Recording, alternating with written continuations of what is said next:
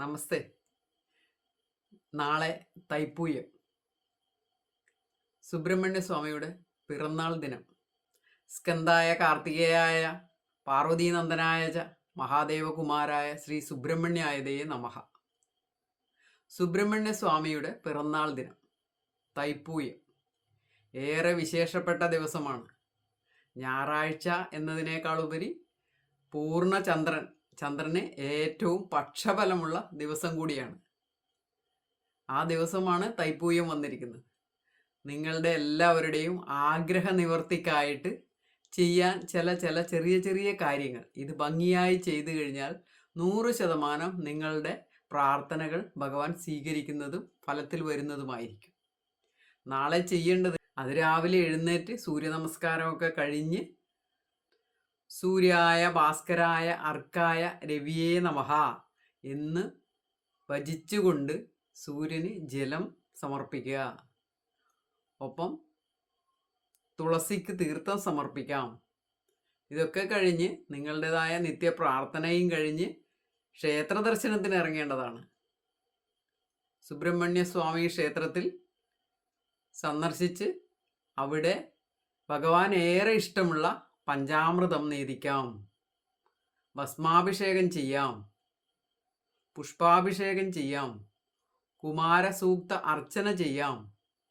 ഇതൊക്കെ ഭഗവാന് ഏറെ ഇഷ്ടമുള്ളതാണ്. വിശേഷിച്ച് ഞായറാഴ്ച ദിവസം തൈപ്പൂയത്തിന് കുമാരസൂക്ത അർച്ചന ചെയ്താൽ നിങ്ങളുടെ ജോലിയിലും ബിസിനസ്സിലും ഒക്കെയുള്ള തടസ്സങ്ങളൊക്കെ നീക്കി നല്ല വിജയം ഉണ്ടാക്കാൻ വേണ്ടി സാധിക്കുന്നതായിരിക്കും. ഒപ്പം തൈപ്പൂയ ദിവസം ഉപാസനകൾ നടത്താം, ഒരിക്കലെടുക്കാം. ഇനി വൈകുന്നേരമായാൽ ദേവീക്ഷേത്രത്തിൽ സന്ദർശിക്കാം. കാരണം നാളെ പൗർണമി കൂടെയാണ്. പൗർണമി ദിവസം ദേവിക്ക് ഏറെ വിശേഷപ്പെട്ടതാണ്. നിങ്ങളുടെ ആഗ്രഹ സാഫല്യത്തിന്, ഐശ്വര്യവർദ്ധനവിന്, കുടുംബ സമാധാനത്തിന്, ആയുരാരോഗ്യ സൗഖ്യത്തിന് പൗർണമി ദിവസം ദേവീക്ഷേത്രത്തിൽ സന്ദർശിക്കുക. പൗർണമി പൂജയിൽ പങ്കെടുക്കുക. നെയ്വിളക്ക്, പാൽപ്പായസം തുടങ്ങിയ വഴിപാടുകൾ ദേവിക്ക് നടത്തുക. ഒപ്പം ഭാഗ്യസൂക്ത അർച്ചന കൂടി നടത്താൻ മറക്കരുത്.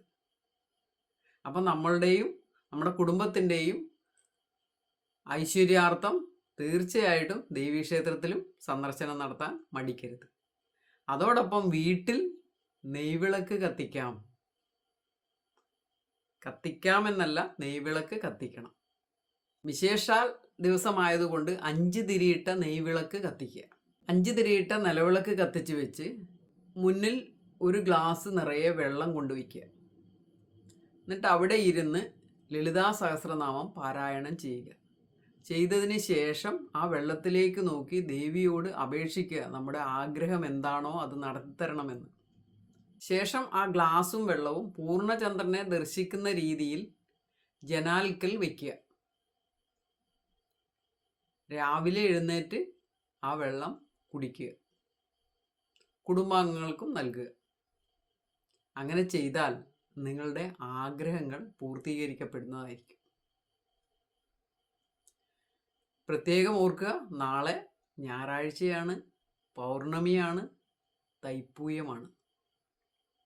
ഈ അവസരം തീർച്ചയായിട്ടും നിങ്ങൾ ഉപയോഗപ്പെടുത്തുക. നിങ്ങളുടെ പ്രാർത്ഥനകളെല്ലാം ഭഗവാൻ സ്വീകരിക്കട്ടെ എന്ന് ആത്മാർത്ഥമായി ആശംസിക്കുന്നു.